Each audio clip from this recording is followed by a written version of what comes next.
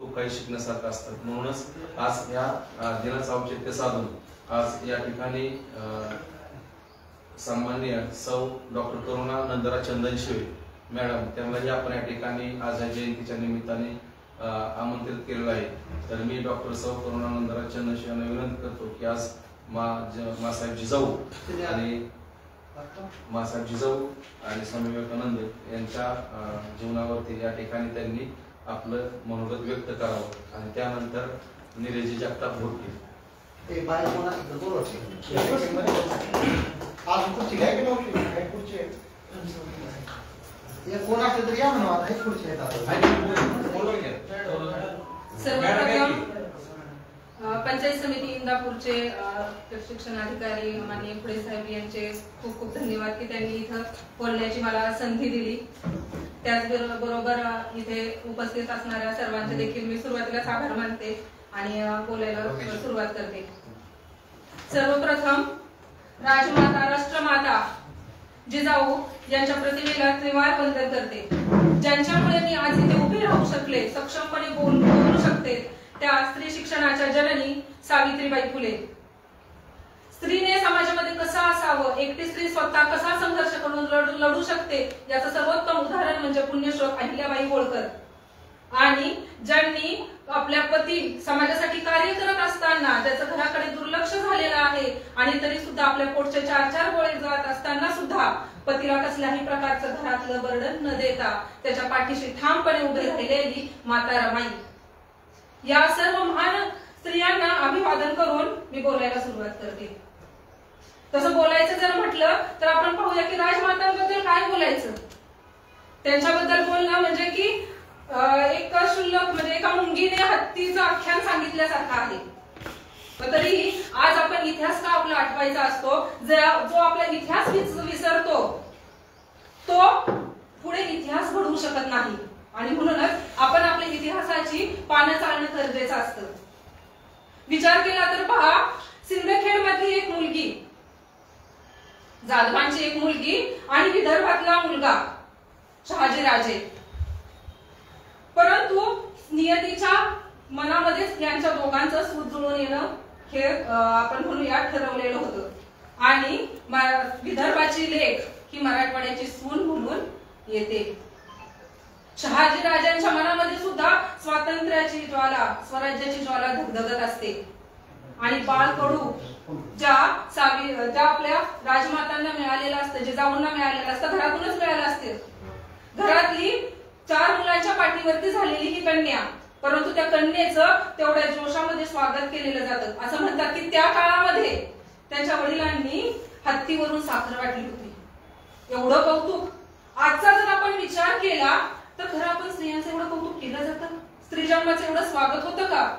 एके ठिकाणी असं म्हटलं जातं की सावित्रीबाईंची कविता आहे की सावित्री तू तुझ्या लेखील एक लेख शिकली की तू म्हणालीस शिकतील हजारो जणी, एक लेख शिकली तर शिकतील हजारो जणी, म्हणून सावित्री माई तू तुझ्या लेखी बाळी शिकवत गेलीस।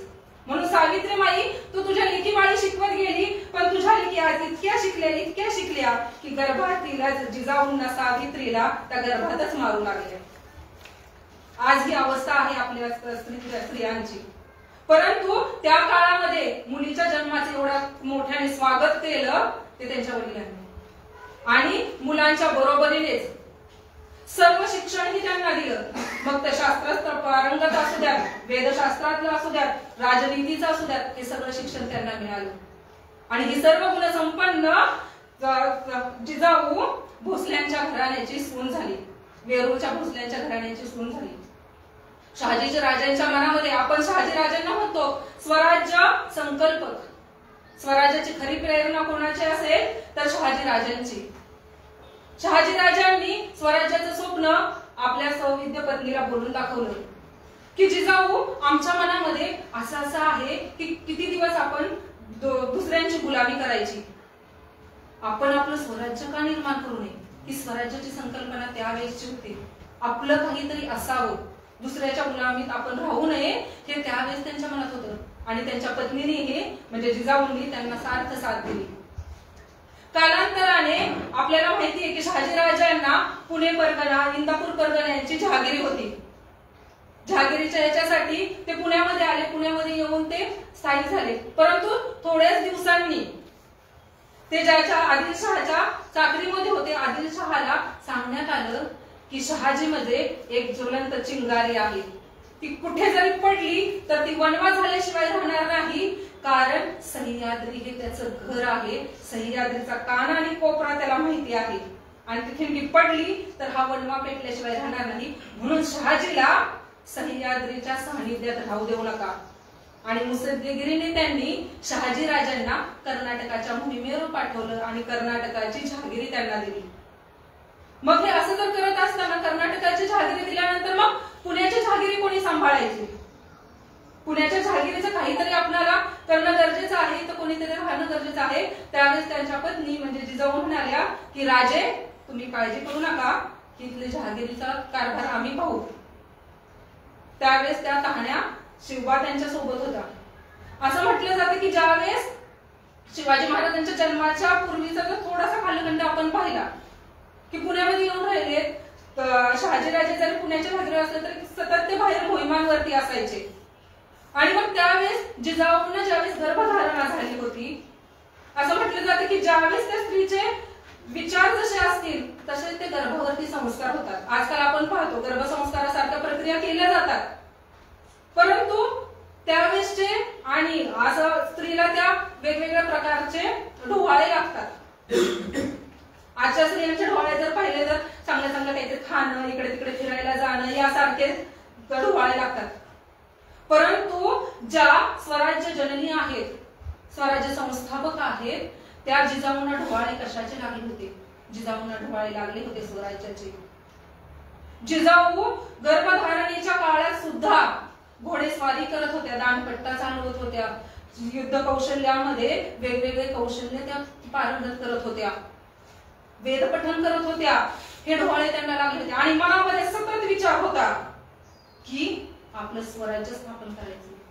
हे गर्भसंस्कार शिवाजी राजांवरती झाले होते. आणि त्याच्या पूर्वीची पार्श्वभूमी जर पाहिली तर ज्यांच्या वडिलांना आणि 4 भावंडांना भर दरबारामध्ये मुत्सद्देगिरीने आणि धोक्याने भर दरबार राज्याच्या निजामाने शिरच्छेद केलेला आहे, मारलेला आहे. आणि त्याच काळामध्ये पूर्वी सती जाण्याची प्रथा होती, म्हणजे वडील 3 भावंड त्यांचे धाकटे बंधू यांच्याकडे होते, काकींकडे होते, म्हणून ते बचावले. आणि त्यावेळेस सती जात होत्या, म्हणजे हे 4 जण आणि त्याचबरोबर या 4 स्त्रिया, अशा घरातील 8 व्यक्ती निधन पावलेल्या आहेत.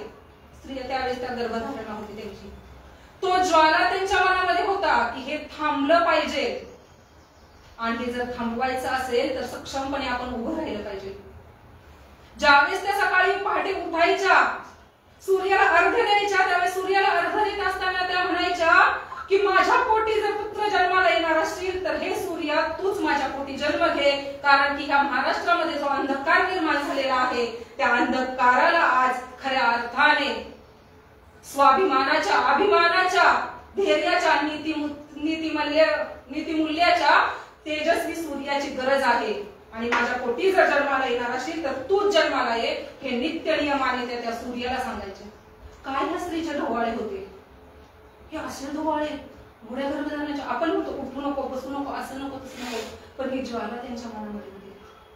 ज्यावेळेस शहाजीराजे कर्नाटक मोहिमेवरती गेले त्याच कालखंडामध्ये आदिलशहाच्या सरदाराने पुण्यामध्ये गाढवाचा नांगर फिरवला होता आणि एक पहार रोवून ठेवली होती. त्या पहारीला लिंबू मिरच्या आपण म्हणतो अंधश्रद्धेचं तसं, आणि एक कवटी लावून ठेवली होती आणि सांगितलं होतं जो कोणी ही पहार उखडेल त्याचा निर्वंश होईल. आणि त्याचा जर निर्वंश झाला तर पुढे काय त्याचा वंशच चालणार नाही, किंवा ते या जमिनीवर तर जो कोणी शेती करेल ती शेती सुद्धा पुढे होणार नाही. ही थायबंजार झालेला आहे, इथे कोणतीही मनुष्य वस्ती होऊ शकणार नाही असं ते म्हणून आणि ती पहार होऊन तो निघून गेला होता. आणि आपण म्हणतो की कसं असतं की दैववादावरती कुठलीही गोष्ट म्हटली की आपण घाबरतो, पटकन त्याबद्दल कोणतंही धाडस करायला आपण तयार होत नाही. परंतु जिजाऊंनी स्वतः पुढे गेल्या. स्वतः पुढे गेल्यानंतर त्यांनी सांगितलं की नाही, ह्या अंधश्रद्धा आहेत. आणि जर निर्वंश व्हायचा असेल तर माझा निर्वंश होऊ देत, माझ्या कुळाचा निर्वंश होऊ दे. तेवढ्या ताकदीने तेवढ्या धाडसाने अंधश्रद्धेपुढे उभ्या राहिल्या त्या माता जिजाऊ होत्या. ते धाडस जर त्यावेळेस जिजाऊंनी केलं नसतं तर आजचं जे पुणे आपण पाहतोय सुजलाम समृद्ध विद्येने संपन्न असणार ते पुणे आज आपल्याला पाहायला मिळालं नसतं. आणि जिजाऊंनी ती फार उघडली. बालशिवबा त्यांच्या सोबत होते. आज जर कुठेतरी नुसतं हळदी कुंकू पडलेलं लिंबून आलं काहीतरी पडलेलं दिसलं तर तिथून पुढून जायला आपण घाबरतो. परंतु एवढी मोठी अंधश्रद्धा एवढ्या वर्ष चालत आलेली ते मोडण्याचं धाडस त्यांनी दाखवलं. कारण त्या सामान्य स्त्री नव्हत्या, त्या असामान्य स्त्री होत्या. म्हणूनच एवढं मोठं राष्ट्र निर्माण करण्याचं बळ त्या शिवबाराजांना देऊन गेलं. माता जिजाऊंनी ती भाड उखडली आणि बालशिवबांच्या हातून ज्या ठिकाणी सरदाराने गाढवाचा नांगर फिरवला होता त्या ठिकाणी माता जिजाऊंनी सोन्याचा नांगर फिरवला. आणि पुन्हा जे पुण्याबाहेर गेलेले लोक होते त्यांना सांगितलं, बाबांनी इथे या, शेती करा. ही जमीन कुठलीही काळी आई कधीही आपल्याला धोका देणार नाही. तुम्ही ती कसा, तुम्हाला काही अडचण येतील ते मी देईन. आता जे आपण पाहतो की कृषीसाठी जे सहाय्य केलं जातं, बी बियाण्यांचं सहाय्य असेल किंवा आर्थिक सहाय्य असेल, ते 16व्या शतकामध्ये जिजाऊंनी केलं होतं. त्यावेळेस शेतकऱ्यांना आर्थिक सहाय्य, आर्थिक पाठबळ माता जिजाऊंनी दिलं होतं. त्याच्यासाठी एक स्वतंत्र यंत्रणा त्यांनी निर्माण केली होती. म्हणजे हे विचार येतात कुठून? कारण की मुळातच काहीतरी असल्याशिवाय ते पुढे येत नाही. आणि त्या फक्त विचार मांडत नव्हत्या तर तो प्रत्येक विचार त्या कृतीत आणत होत्या. त्या प्रत्येक विचाराला, त्या प्रत्येक आचाराला कृतीची धार होती. कालांतराने हळूहळू लोक येऊ लागली आणि शेती पिकं चांगली नांदू लागली, छान डौलदार दिसायला लागली. परंतु पुढे एक समस्या निर्माण झाली की रानटी जनावरं ती पिकं उद्ध्वस्त करायची भीती निर्माण झाली. शेतकऱ्यांनी पुन्हा येऊन त्यांच्या पुढे ती समस्या मांडली की मा साहेब आता पीक हातात आले पण रान जनावरं आहेत, डुकरं आहेत, गेंडे, हत्ती काय काय असतील ते पीक आता उद्ध्वस्त करतील, मग आमच्या हातात काहीच मिळणार नाही, काय करायचं? राजमाता होत्या त्या, आपल्यासारख्या साधा सरळ विचार करणाऱ्या नव्हत्या. त्यांनी फक्त एक सांगितलं की गावात एक दवंडी पिटवा आणि सांगा की जो कोणी ह्या रानटी जनावरांचा बंदोबस्त करेल ते जनावर मारेल आणि त्याची फक्त शेपटी आणून दाखवा, त्याला सोन्याचं कडं बक्षीस म्हणून दिलं जाईल. बघता बघता गावातली अनेक तरुणी बाणपोर येऊ लागली. गडावरती त्यांचा राबता वाढू लागला. प्रत्येक जण येऊन ते दाखवत होतं आणि सोन्याचं कडं घेऊन जात होतं. अशाच पद्धतीचा एक होता भीमा लोहार म्हणून होता. भीमा लोहार असा अंगाने चांगला दांड होता. जाता जाता आणि त्याला एक कोल्हा दिसला. त्या कोल्हा चांगला असा चौतळलेला होता. त्याने चालता चालताच त्या कोल्ह्याला मारलं. त्याच्या लक्षात पण नाही आलं त्याच्या हाताला रक्त लागलेलं होतं. तसाच तो पुढे निघाला. मग एक जण म्हणला, अरे काय का काय लागले? तर काय नाही जी, एक रानटी जनावर आलं तर त्याला असं मारलं आणि निघालं. अरे मग असं काय करतोय, ह्याची शिरपूट कुठे आहे? म्हणलं शिरपूट कशासाठी? नाही नाही, गडावर शिट्टी घेऊन जा, बक्षीस देते ती. असं म्हटल्यानंतर त्याने ती शेपटी शोधली, कारण तोपर्यंत त्याला त्याचं भान नव्हतं. त्याने ती शेपटी शोधली आणि गडावरती गेला. गडावरती गेल्यानंतर त्याला असं वाटलं की जे शिवबाराजे म्हणतात ती कोणीतरी अशी पोक्त व्यक्ती असेल, जाणती व्यक्ती असेल. आणि गडावरती गेल्यानंतर शिवबाराजा कोणजी म्हणून त्यांनी शिवबाराजांनाच विचारलं. असे बालशिवाजी बसलेले होते तर ते म्हणाले, मीच. बोला, तुम्ही हाय सावय? मला वाटलं कुणीतरी मोठा माणूस असेल. तेवढ्यात राजमाताही आल्या. म्हटल्या, बोला, काय म्हणणे तुझं? काय नाही जी, तुम्हाला हे शिरपूर दाखवायला आणलं होतं. आणि अरे मग सकाळी आला असतास तरी चाललं असतं. रात्रीच्या वेळेस तो गेला होता, सकाळी आला असतास तरी चाललं असतं. तर आम्ही काही तुला बक्षीस दिलं नसतं का? तसं नाही आरू साहेब, तुमच्या कौतुकाची ठाक फक्त मला पाहिजे होती म्हणून मी एवढ्या रात्रीचं आलो. ही जाण होती त्यावेळेस. आणि जे जे जे जे तरुण बाण पोरं आली होती ना, ती सगळी तरुण बाण पोरं 18 पगड जाती जमातीचे जे मावळे आपण म्हणतो त्या सगळ्यांना त्यांच्यातलं कौशल्य ओळखून शिवबाराजांच्या सैन्य दलामध्ये किंवा हळूहळू आपली स्वराज्याची फौज माता जिजाऊंनी तयार केली. एकाच वेळी दोन गोष्टी त्यांनी साध्य केल्या होता. शेतीचं रक्षणही झालं होतं आणि त्याचबरोबर कलागुणांनी संपन्न असणारी वेगवेगळ्या शस्त्रामध्ये पारंगत असणारी सैन्यही त्यांच्याकडे काय झालं होतं, जमा होतं. ही दूरदृष्टी होती. हा पुढचा विचार असतो. असं म्हटलं जातं की सामान्य लोक फक्त तात्पुरता विचार करतात, परंतु जी असामान्य लोक असतात ती काळाच्या पुढचाही विचार करतात आणि हा काळाचा पुढचा विचार राष्ट्रमाता जिजाऊंमध्ये होता. एक छोटासा प्रसंग सांगते आणि मी थांबते, कारण की तसं जर बोलायचं झालं तर किती बोलावं आणि किती नाही असं आहे. वेळेची मर्यादा असल्यामुळे छोटासाच प्रसंग सांगते की संस्कार काय असतात पहा. की राष्ट्रमाता जिजाऊंनी शिवरायांना फक्त शस्त्राचं वेदांचं शिक्षण दिलं नव्हतं, तर संस्कार काय असावे, नीतिमूल्य काय असावे, तू चालताना बोलताना किंवा फक्त तू समोरच्या नजरेत बघताना सुद्धा तुला माणूस ओळखायला यावं या गोष्टीचं शिक्षण सुद्धा त्यांनी दिलं होतं. ज्या वेळेस शिवाजी महाराजांच्या दरबारामध्ये एक सरदार येतो आणि येताना एका सुंदर स्त्रीला सोबत घेऊन येतो. त्या सुंदर स्त्रीला आणल्यानंतर विचारलं जातं की या कोण, तर त्यावेळेस ते सांगितलं जातं की या राजे आपण एका युद्धाला गेलो होतो, त्या युद्धाच्या वेळेस आपणाला आम्ही या स्त्रीला घेऊन आलेलो आहोत. कारण की पूर्वीच्या मोगल साम्राज्याची ही पद्धतच होती की ज्याचा आपण पराभव करू त्याच्या ठिकाणी असणाऱ्या स्त्रिया त्या घेऊन येण्याची. आज आपण पाहतो की असं म्हटलं जातं की राजांना 8 बायका होत्या, परंतु त्या प्रत्येक बायका ह्या लग्नाच्या होत्या. निजामांसारख्या किंवा मोगलांसारख्या त्यांच्यामध्ये कुठलाही राणी वसा किंवा कुठल्याही प्रकारच्या ह्या वेगळ्या स्त्रिया आणि ह्या लग्नाच्या स्त्रिया असा प्रकार नव्हता. आणि जरी राजांनी 8 विवाह केले असतील तर ते 8 विवाह सुद्धा स्वराज्याच्या पुढच्या विचाराने केलेले होते. एक राजकीय धोरण डोळ्यासमोर ठेवून केलेले होते आणि ते राजकीय धोरण डोळ्यासमोर ठेवून जरी विवाह केलेले असतील तरी त्या प्रत्येक 8ही स्त्रियांना 8ही पत्नींना तेवढंच मानाचं स्थान होतं, तेवढाच दर्जा त्यांना त्या राज्यामध्ये दिलेला होता. आणि मग असं झालेलं असताना की राजे ह्या आणलेल्या आहेत. राजे त्या स्त्रीकडे दरबारामध्ये पाहतात. दरबारामध्ये पाहिल्यानंतर राजांच्या डोळ्यामध्ये पाणी येतं.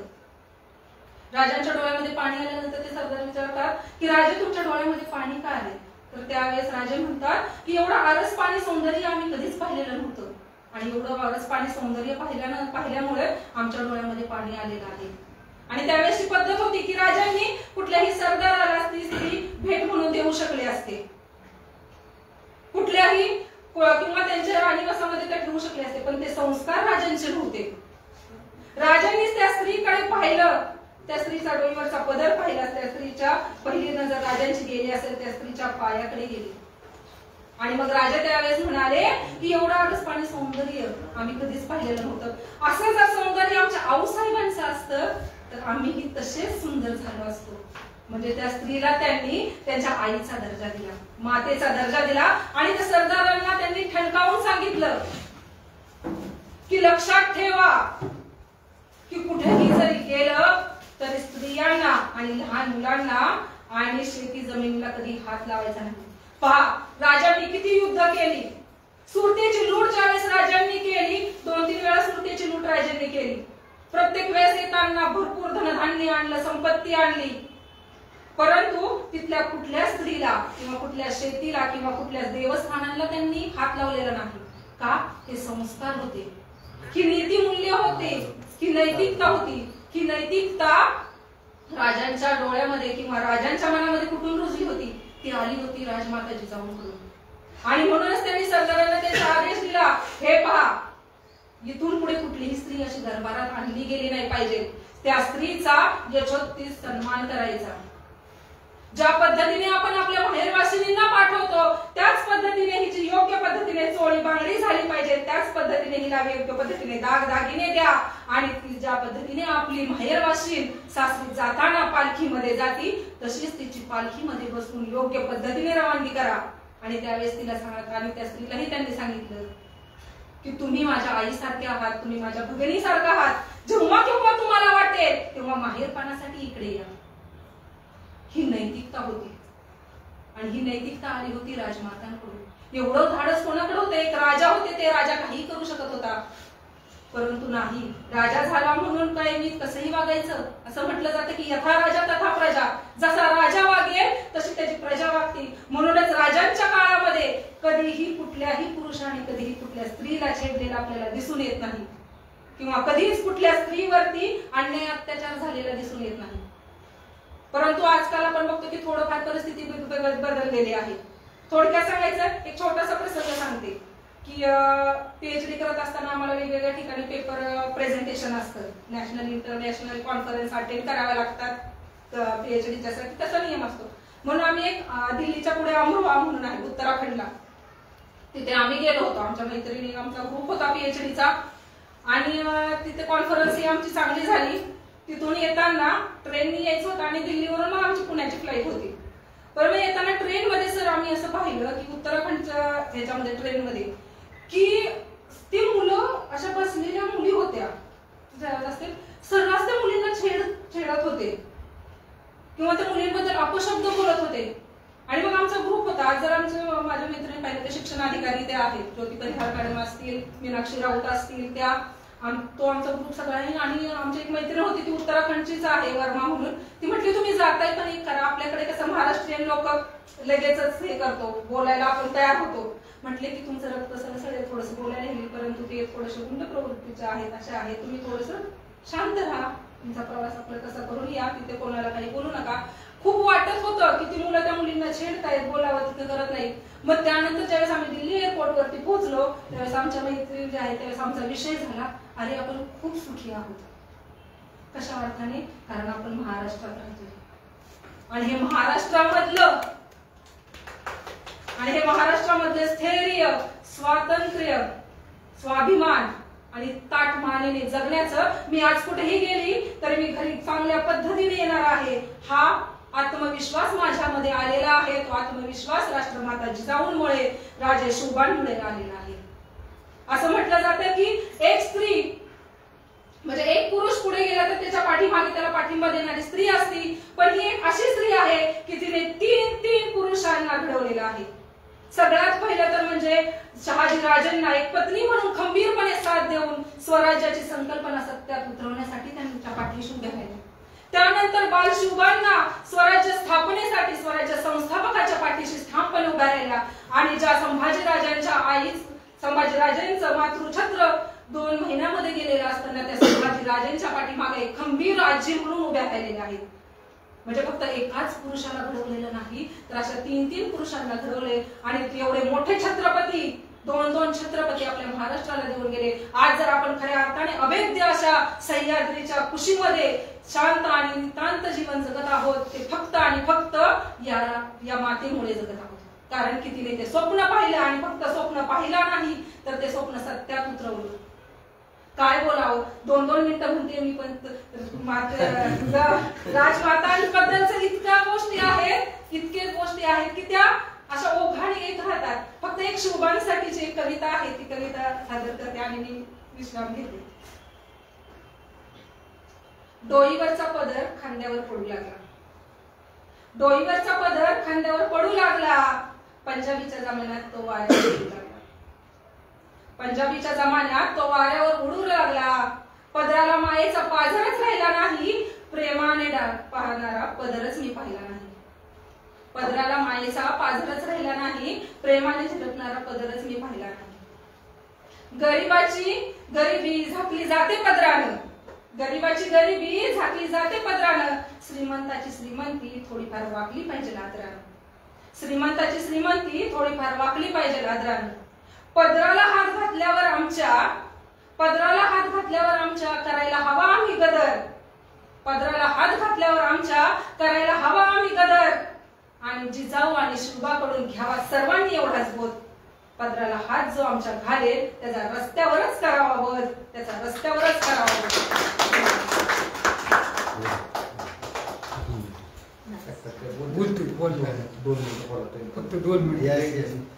धन्यवाद. आज जर आपण पाहिलं तर आज माझी सुवर्ण पत्नी करुणा नंदरा चंदनशिवे यांनी अतिशय मार्मिक आणि अतिशय म्हणजे खूप चांगलं व्याख्यान किंवा खूप चांगलं भाषण या ठिकाणी केलं.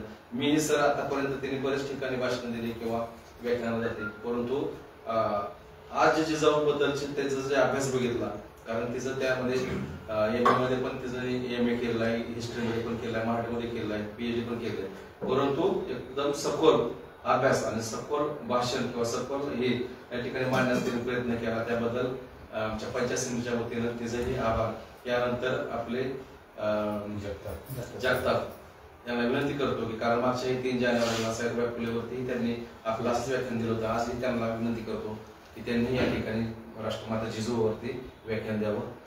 धन्यवाद. बोलवत जमीन बोला जमत नाही बोलायला. बोला बोला बोला. सन्मान्य बंधू व्यासपीठान भगिनींनो, माननीय सचिन पुढे गट विकास अधिकारी साहेब आणि माननीय चंदनशिव मॅडम साहेब ग्रामसेवक आणि अन्य पदाधिकारी, आज आपण पाहतो की राष्ट्रमाता जिजाऊ जयंती साजरी करण्यात येत आहे. आजच्या कार्यक्रमाला अनन्यसाधारण महत्व प्राप्त झाले, कारण एक राष्ट्र घडलं पाहिजे, तयार झालं पाहिजे आणि गुन्हेगारी देशात थांबून जिजाऊ मातेने जे हिंदवी स्वराज्य निर्माण केले, जे शिवबा घडवले, संभाजी महाराज घडले, म्हणून भारत देश मान झाला. कारण आज आपण पाहतो जिजाऊ माता यांचा जन्म 12 जानेवारी 1598 साली सिंदखेड राजा येथे झाला आणि त्यांना संभाजी राजा आणि शिवाजी महाराज 2 संतान होती आणि 1605 साली शहाजीराजाशी विवाह झाला. खरं तर जेव्हा पुण्यातील नगरी होती वसड झाली होती आणि तिथे लांडगे कोल्ह्याने उद्ध्वस्त केली होती, परंतु भीमालावर आणि त्याचे योग्य नियोजन केल्यावर सोन्याचं कडे जिजाऊ मातेने दिले होते. कारण आज आपण पाहतो, जर अण्णाभाऊ साठे बघितले, अहिल्याबाई होळकर बघितले, महात्मा गांधी बघितले, बाबासाहेब आंबेडकर, भगतसिंग, लोकमान्य टिळक, महात्मा फुले आणि ज्योतिबा फुले असेल तर यांचे कार्य होते, विचार होते, त्याचा वारसा भारतीय मातृमान झाल्याशिवाय राहणार. कारण आज आपण पाहतो, जर भारत देश घडवायचा असेल, महान बनवायचा असेल आणि आध्यात्मिक केंद्राच्या बरोबर वर्चस्व निर्माण करायचं असेल, त्या महापुरुषाच्या विचाराचा वारसा जपला पाहिजे, परंपरा जपली पाहिजे आणि त्यातून आपण प्रत्येक विद्यार्थ्यांनी आणि मनुष्याने घडलं पाहिजे, तर देश आक्रमक आणि संघटन कौशल्याने वाढल्याशिवाय राहणार. कारण जिजाऊ माता यांनी जेव्हा पुण्यावर गाढवाचा नांगर फिरवला होता, ती जागा पवित्र झाली आणि स्वतः शिवबांना तिने तिथे नेले, सोन्याचा नांगर फिरवला, ती जागा पवित्र गेली. शेतकरी बियाणे मोफत शेतकऱ्यांना देण्यात आली. पहिली कर्जमाफी जिजाऊ मातांनी केली, दुसरी शिवाजी महाराजांनी केली आणि नंतर तुकाराम महाराजांनी केली. कारण आज आपण जेव्हा निजामशाही होती, आदिलशाही होती, महाराष्ट्रावर एक गुलामगिरी होती आणि त्या गुलामगिरीतून बाहेर निघण्यासाठी मान एक शिवाय देवीची आराधना करावी लागली आणि तिने मान तेजस्वी पुत्र जन्माला, तो मान हिंदू हृदय सम्राट बनला, तो म्हणजे छत्रपती. अनेक जेव्हा भारत देशावर 19 दिवस संघर्ष केला, ज्यांनी 9 वर्ष लढाई केल्या, 210 लढाई जिंकल्या आणि औरंगजेबला कधी हार मानली नाही. कारण आज आपण पाहतो भारत देशामध्ये कोणत्याही जर जयंती असते ती साजरी केली जाते, कारण त्यांचे विचार आहेत, त्यांचं कर्तृत्ववान बाजू आहे आणि म्हणून देश संघटित आहे आणि यांचे विचाराच्या वारसावर भारत देश चालू शकतो आणि भारतीय मातृत्वाचे ऋण अद्भुत झाल्याशिवाय राहणार. आणि त्या दृष्टिकोनातून स्वामी मान होते, विद्वान होते, त्यांनी धनिक खेडीक समाज मंदिरांना भेट दिली. रामकृष्ण परमहंस त्यांचे गुरु होते, रामकृष्ण मिशन संस्था काढली आणि खरं तर योग दिन देशात साजरा झाला पाहिजे. आज आपण पाहतो की गुन्हेगारी वाढत आहे, दहशत वाढत आहे आणि संस्कृतीहीन कामे चाललेली आहेत आणि त्यामुळे आपल्याला महापुरुषाचे विचार बघितले पाहिजे, चारित्र्य बघितले पाहिजे. आणि जिजाऊ माताने जी महाराज राजे होते, शहाजी राजे होते, हे राजकीय त्रिकूट आहे आणि सिंदखेडवर इतिहास तयारला अद्भुत गुण आहे आणि लोकजी राजे जाधव यांची कन्या होती. खरं तर आज आपण पाहतो या महाराष्ट्रामध्ये आपला मुलगा राजा झाला पाहिजे, निस्वार्थी झाला पाहिजे, त्यासाठी त्यांनी रावणाचा वध प्रभू रामचंद्रांनी केला, नारायणाचा अवतार होता आणि बकासुराचा वध भीमाने केला आणि रामायण महाभारत या ग्रंथामध्ये ताकद काय, दर्जा काय आणि त्यामध्ये नीतिमूल्य कोणते, स्वतः जिजाऊ मातेने शिवबांना घडवले, त्याचे आचरण दिले आणि स्वतः समर्थ रामदासला त्यांनी आदर्श मानले. तुकाराम महाराजांचे जेव्हा कीर्तन चालू होते, पठाणाचे 2000 तुकडे आले होते आणि वाड्याला वेढले होते आणि छत्रपती शिवाजी महाराज धोक्यात आले होते आणि तेव्हा हृदय सम्राट आणि हिंदवी स्वराज्याचे पारतंत्र्यात जावे लागले असते. परंतु जेव्हा अंतर्ज्ञानाने विठ्ठलाला बोलवले तेव्हा साक्षात सगळे आत शिवाजीचे रूपे धारण केले आणि 2-3 किलोमीटर आंध्र दृष्टी पठाण सैनिक हतबल झाले. कारण शिवाजी महाराजांनी जाणले होते की दादोजी कोणते गुरु होते आणि त्यांनी वयाच्या 8 वर्षे हिंदवी स्वराज्यासोबत रायरेश्वर मंदिरामध्ये घेतले होते. कारण जर या महापुरुषांनी लढा दिला नसता, संघर्ष केला नसता, तर भारत देश आज आपण कोणता सण साजरा केला नसता, आपण अधिकारी झालो नसतो, तात्माने जमलो नसतो. कारण हे जिजाऊ मातेचे जे कार्य आहे, त्यांचा जो आलेख आहे आणि त्यांचा जो इतिहास आहे, तो शिवबाने आपल्या महाराष्ट्रामध्ये 18 पगड जाती घेतल्या, प्रत्येकाला न्याय दिला आणि नेताजी पालकर, बाजीप्रभू देशपांडे, वीरबाजी पासरकर, येशूजी कम, सूर्यकांत काकडे यासारखे सेनापती घडले गेले. कारण आज आपण पाहतो की सुनीता आनंद हे एक आपले भारतीय नागरिक आहे आणि ती सुद्धा कॅनडाचे आज पंतप्रधान होत आहे. कारण संरक्षण मंत्री, रस्ते मंत्री पदे भोगलेले आहेत. आज आपण पाहतो की जर राष्ट्रमाता जिजाऊंचा इतिहास घडवला आणि इंदापुरी संस्थानिक गादी मालवणी राजाचा विचार आहे आणि त्या भूमीमध्ये आज राजमाता जिजाऊ जयंती साजरी होत आहे. इंदापूर जयंती जनता तरुण पिढीचं परमभाग्य म्हणावे लागेल. कारण आज आपण पाहतो की जिजाऊ मातेचे 75 वयातील वृद्धपकाळ निधन झाले. रायगडच्या पायथ्याची त्यांची समाधी पाचवड येथे आहे. कारण आज आपण पाहतो की राष्ट्रमाता कोणाला म्हणतात, कारण जी राष्ट्राचा त्याग करते, राष्ट्रासाठी लढते, निस्वार्थी असते आणि भारत देशाच्या तिरंगामध्ये आपल्या जीवनाची दारा समर्पित करते आणि तीच म्हणजे जिजाऊ माता. आणि म्हणून आज शिवाजी महाराज, संभाजी महाराज घडले. आणि म्हणून या महापुरुषाचा तुम्ही एखादा सण असतो ती साजरे करता, नवीन कपडे आणता किंवा गोड जेवण करता, कारण ती सण आपले साजरे केले जातात आणि भारताला या आध्यात्मिक केंद्राचा वारसा म्हणून भारत देश मानला जातो. त्यामुळे जिजाऊ मातेचे विचार वाटवा, त्याचे चारित्र्य वाचा आणि त्याचे महान विचारधारा करा. आणि भारत महाराष्ट्राची भूमी आहे, महापुरुषांची भूमी आहे आणि जिजाऊ मातेचे विचाराने घडा, लढा द्या, संघर्ष करा आणि अलौकिक भारत आणि तिरंग्याच्या देशामध्ये आणि मातृभूमीमध्ये सुवर्ण इतिहासाने निर्माण करा. या जिजाऊ मातेला, शिवाजी महाराजाला, संभाजी महाराजाला, महाराजाला वंदन करतो. मी तिरंग्यापुढे शब्द समर्पित करतो. जय जिजाऊ, जय संभाजी, जय भारत, जय महाराष्ट्र.